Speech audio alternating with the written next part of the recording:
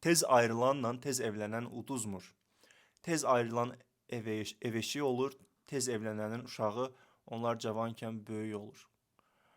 Ayda verdiyiniz məsləhət o qədər toksikdir ki, verdiyiniz məsləhətdə o qədər səhvlər var ki, hardan başlayım, hardan bilmirəm, qutarım bilmirəm. Hələ qrammatik səhvləri demirəm.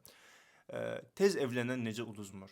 Xanımsız bildiyim qədərilə onu yazan, ay xanım, yenə də deyirəm, sizin fikrinizə böyük hörmətim var mənim, yəqin ki, böyüksüz yaşda məndən. Tez evlənən necə uduzmur axı? Bilirsiniz, tez evlənmək o nikaha imza atmaqdan ibarət deyil axı, onu hamı eləyə bilər. Orada böyük məsuliyyət var.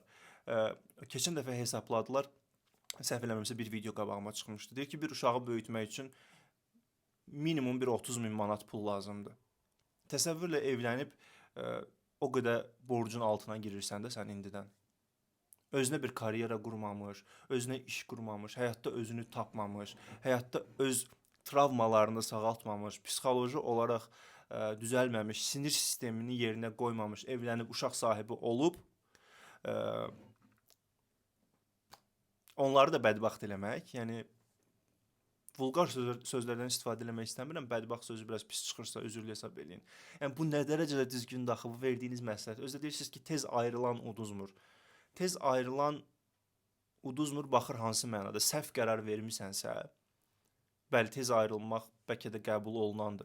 Amma mən fikirləşirəm ki, əgər sevdiyin bir insanla ailə qurmusansa, mütləq şəkildə cəhd eləməlisən ki, evliliyini uzun müddət yeritmək üçün də, yəni evliliyin uzun müddət olmağı üçün cəhd eləməlisən. Əgər səni döymürsə, səni söymürsə, həm qadına aiddir, həm kişiyə aiddir bu.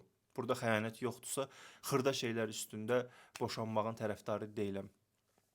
Heç istəməzdim, mən də o insanlardan olum ki, TikTok sosial şəbəkəsində sosial mövzulardan, evlilik mövzularından çəkim. Amma gəlib bu rəyləri yazırsınız, sakit dura bilmirəm vicdan əzabımdan.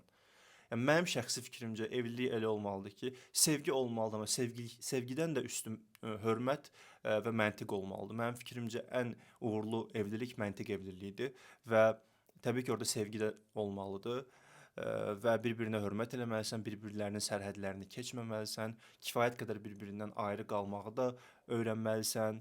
Yəni, mənim şəxsi fikrim budur. Bilirəm, yenə rəylərdə gəlib ağzınıza gələni yazacaqsınız.